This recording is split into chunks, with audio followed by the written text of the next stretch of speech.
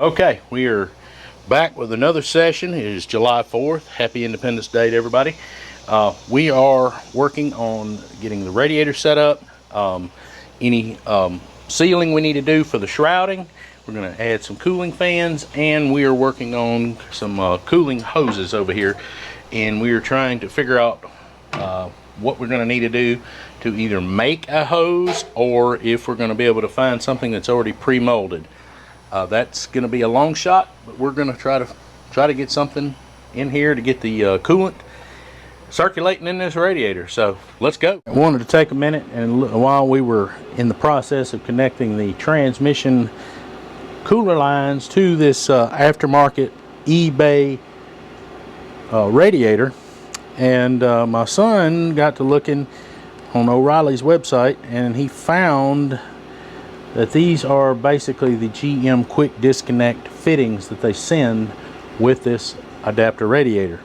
So we don't have the original quick connect cooler lines, but Hayden, in their infinite wisdom, makes an adapter piece so that you can use the push on fuel line, not fuel line, the push on transmission cooler lines. And that is Hayden part number 397. So let me get these out of the box. All right, this is your fitting that comes with the radiator. And I don't know if all these aluminum radiators are going to be coming with this. And there's O-ring seal here. This fitting seals in. And this is the quick disconnect like the GM stocks late model stuff with the little clip. Okay, and it has the O-ring that seals against this barrel right here. Okay, and you see it's got the swollen swedged piece. So what we figured out is they sell these, and again it's Hayden part number 397. These are a little bit tight to get put together. We moved out here where my blocks of wood are. You just take a little spray lube, make sure it's well lubed. That's what she said. So, got you some lube, gently get it going down into the O-ring, and then you can take, I'm going to use a massive block of wood, but you just take your block of wood and gently tap it until you can see that it has gone down past the keeper. Can you see the keeper there in the shot? Okay. So once it's locked in place, then all you got to do is slide your transmission cooler on, put a couple of hose clamps on it, and you're good to go. But you'll want to get this in the radiator and tight before you do that. And these are 19 millimeter or 3/4, and you tighten this one into the radiator, and then you tighten this one to this one, and then you're done. All right, and as you can see, this is the top transmission cooler line. It's already done. We've double clamped it, and it's already been tightened and put into the radiator. But there you go. Got to kind of tie it over and get it pulled out of the way where it doesn't rub anything. But as far as the connection, it's done.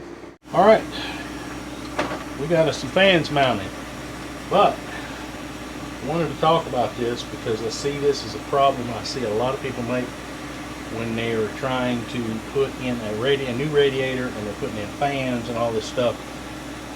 What you can have happen is air can escape around your radiator. Air is going to take the path of least resistance. I don't know if you can see. Just go. Okay, here's Mr. Cameraman there. Got a piece of foam sticking up here. This is the piece I'm working on right now. We have the condenser out front. We have the radiator over inside. In between it, there's a gap about this wide, about the width of that foam. What can happen is, and that gap is on both sides, the bottom and the top. Okay, I have a piece of foam already down here at the bottom, and I have a piece of foam on the bottom of the radiator as well.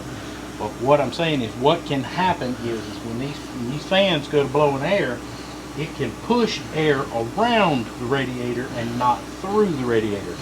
You're already at a disadvantage when you're trying to use pusher fans, so you have to dam up all of these places where the air can escape and make it force it through the core, the center core on the radiator. If you don't do that, you're setting yourself up for problems. Like I said, we're already using pusher fans, and that puts you behind as it is. So if you don't seal up around it where the air can only go through one way, you're going to have even more problems. So we're going to keep our fingers crossed that the 3-core radiator and that damming all this up will get all the air going through this radiator that we need. So whew, only 105. Alright, so we have the radiator installed, and we were having a problem with this top shroud piece that we salvaged from the old original factory shroud. We were hoping that it would be able to hold the radiator at the top, but it is flexing and allowing the radiator to move forward a little bit, and well, that's not good. We do not need it to get into the water pump down there. So I built brackets for both sides, a little Z-bend, and attached it to the core support here. And there was a factory location that came on this radiator to put a bolt in, and that was able to secure that radiator. That radiator is there. It is part of the vehicle now, and we have it completely surrounded by foam so that all the air is dammed up, hopefully to keep it from being lost and not going through the core. And here's the hose that we came up with. I'm not sure that part number, but we were able to take and find a molded hose that was very close to what we needed, and we had to split it and pivot it so that it would make the connection over here. But that upper hose is going to be just fine. It's a little close right here, and we may have to do a little protection for the wiring for the alternator, but other than that, it fits really well, and I think it's going to be just fine. Now we'll slide over here to the bottom radiator hose. Alright, so you can see way down there we have a flexi hose. I think that was a 22-inch flex hose that we got. It ended up being the perfect length, and had a nice little curve and fits right in place. Now the bracket, as you can see, for mounting the radiator and keeping it secure is right there. Focus. A lot of stuff going on right here. Wants to focus on everything but the bracket. But got the bracket mounted, and I wanted to check to see if the battery was going to fit. It's going to be fine. The battery can actually come over this way a little bit more. Just have those bolts mocked into the battery tray, but this battery will slide a little further this way so it won't be rubbing my bracket. Now we have to come up with a way to power those fans. Right here is a 50 amp fuse block, and we're going to have to get power from the positive terminal on the battery. I had thought about going down and getting it off of the starter, but I don't want to have a bunch of stuff around the headers and trying to route a bunch of wires down by the engine. So I'm going to do it up here, and we've got to see what's available that I can attach to this battery and give me a 12 volt tap. But we're going to have this 50 amp fuse, and we're going to have to run wire to the other side of the vehicle where I plan to put a power point and be able to have power for my fans. Alright, so it's time for another parts store run, and pick up a few parts so that when we get back we can run the power for these fans. Ready?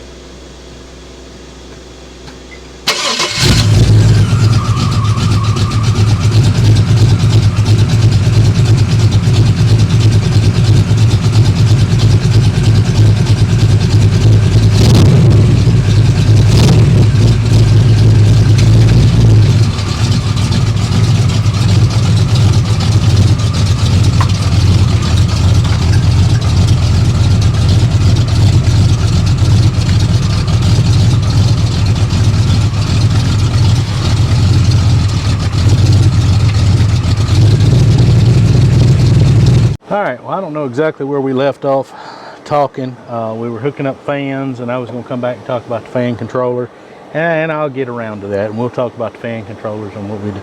But as you can see, we made it out of the dungeon of the shop.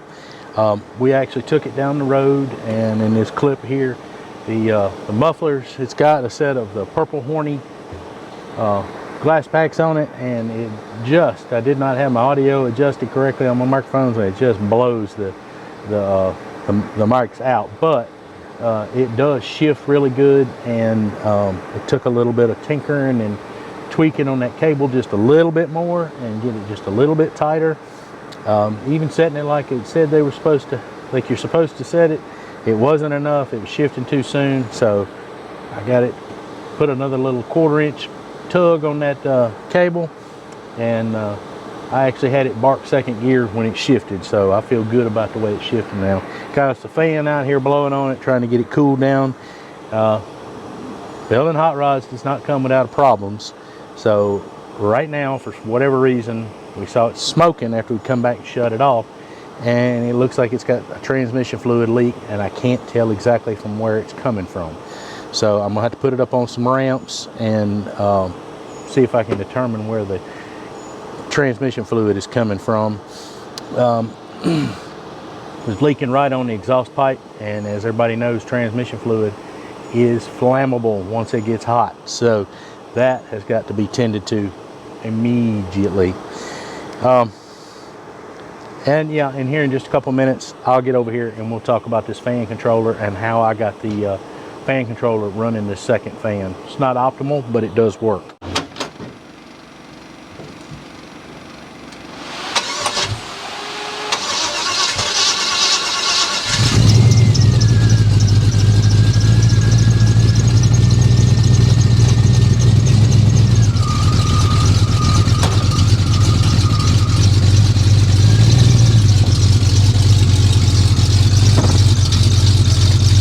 All right, well, it is definitely looks like the transmission cooler lines where they go into the side of the transmission. Have no idea why they're leaking. I did get them tight.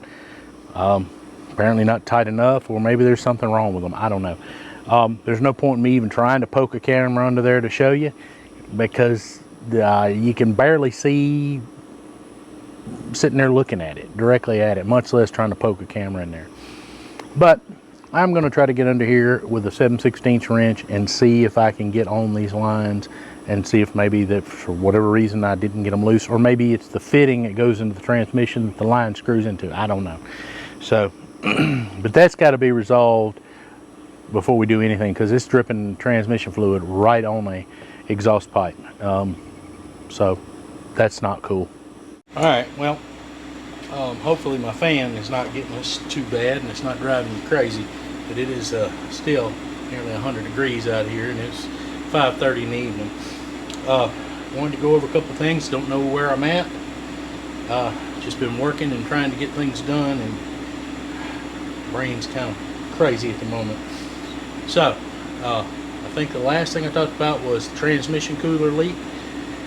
Cooler lines leak where they hook to the transmission.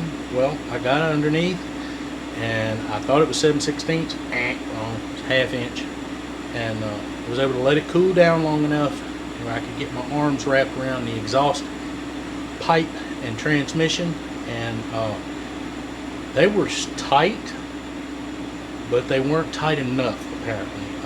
I got maybe a 1/4 turn out of both of them, and then I hosed them down real good with some brake clean, and I let the truck sit and run while I unloaded a bunch of stuff out of the back of it for, I don't know, 15-20 minutes.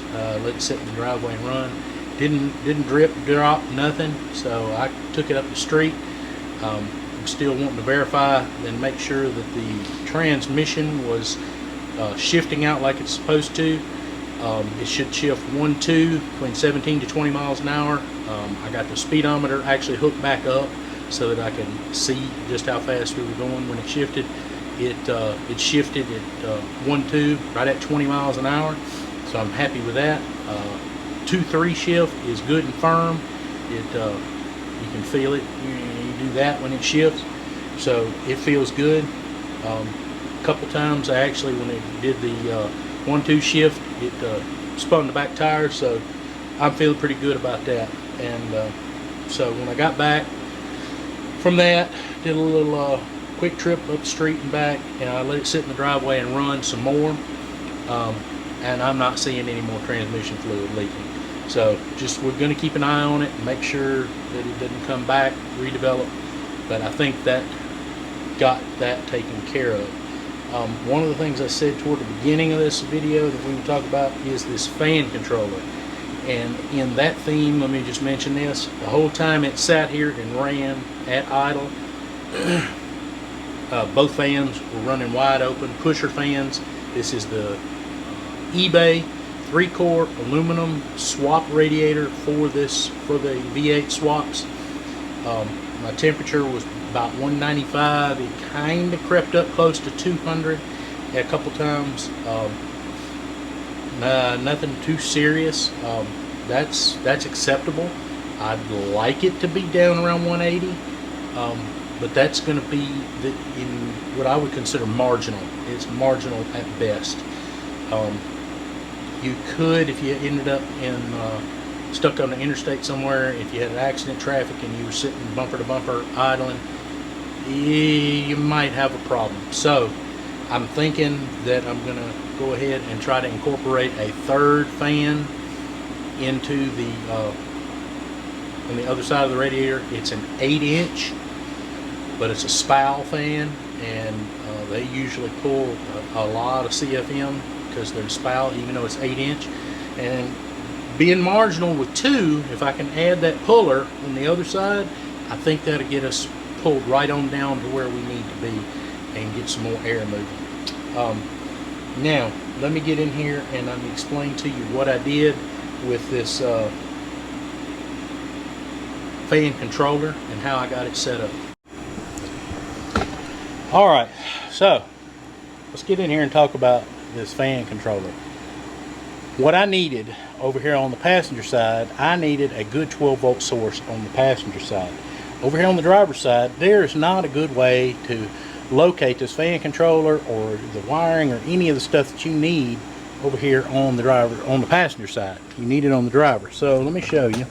You know, you've got the battery over here, you've got the coolant reservoir, you got the AC compressor, transmission lines. You're going to have a vacuum ball right back here eventually.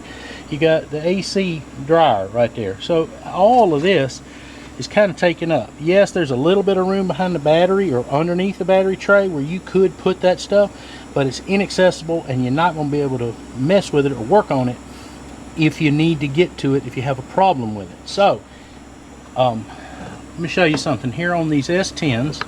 You zoom in, they have a power distribution point right there, okay, on the firewall.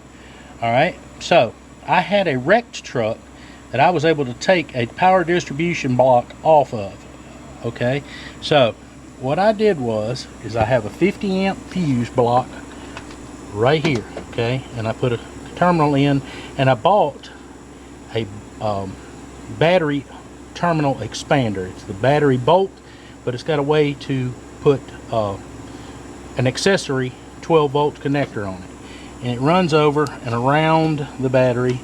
I did not have the same gauge wire there, but what I did have is I did have 2 12 gauge wires, and I took and put it together on the right there beneath that heat shrink. I know it's kind of hard to see, it's getting a little dark, but on that heat shrink right there, I took and connected those 2 wires. There we go, put a little light on the subject.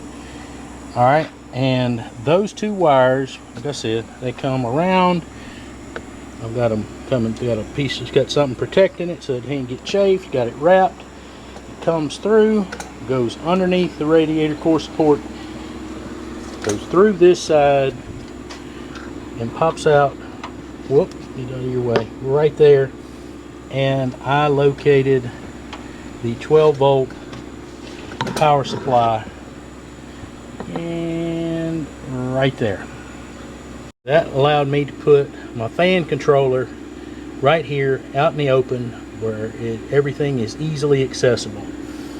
Let's talk about this fan controller. You have you have a double white wire, and I have it looped around and tied off right there. That actually goes to your temperature probe, which sticks into fins the radiator to tell the temperature controller when it is up to temperature. You have your red wire, which I have running directly to the 12 volt point right here, okay? And it is a fused connection right there. There's a fuse below that, and that is your main power for this fan controller.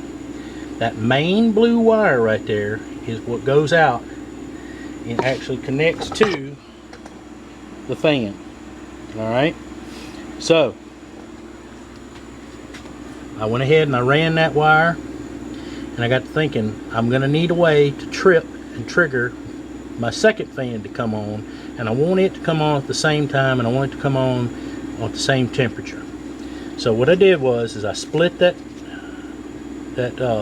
blue wire off, and I connected it to one side of an external relay, external of the fan controller, a 20-30 amp relay, and it supplies 12 volts to that relay. And I have another power point coming off right here that goes to that relay and feeds voltage to this fan. I'm hoping all that makes sense. So I'm using the power that's coming from the fan to trigger on the relay for the second fan, and it has its own power supply. Because if you start trying to stack too much amperage draw on these relays and fuses, you're going to end up with a problem. I like for each fan to have its own power supply and everything to be controlled by a relay. And right here, this is a 30 amp fuse that is strictly for that second fan. It has its own power supply, it has its own circuit protection, everything. Now, this yellow wire has to go to a 12 volt ignition controlled source, and that's what fires the relay for the main fan controller right there. That's what turns this relay on.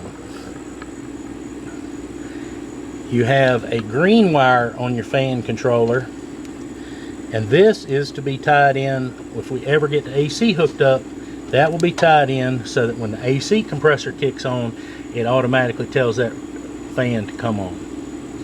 And there is one more wire right here, and it is this single white wire, and you can wire it inside the dash to a toggle switch as an emergency backup if something should happen and you lose your input for your AC compressor, or you lose input from somewhere else. If you put 12 volts on this wire, it turns both fans on.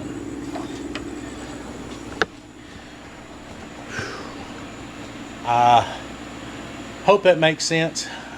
I'm hot. I'm tired. It's been a long day. But we got us a running, driving hot rod truck, looks like. So that I didn't think to mention the part, but I just found the box. I want to tell you what this is. This is the Flexolite fan controller, and like I said, it is for one fan. But I cheated it, and I've taken the wire that comes off for the 12 volts to run the fan, and I've got it tripping a relay when it tells this other fan to come on. Part number is 121280, and one of the other things I forgot to mention, and you can see it right there in that picture if there's enough light, is that is adjustable. You can adjust at what temperature you want your fan to come on.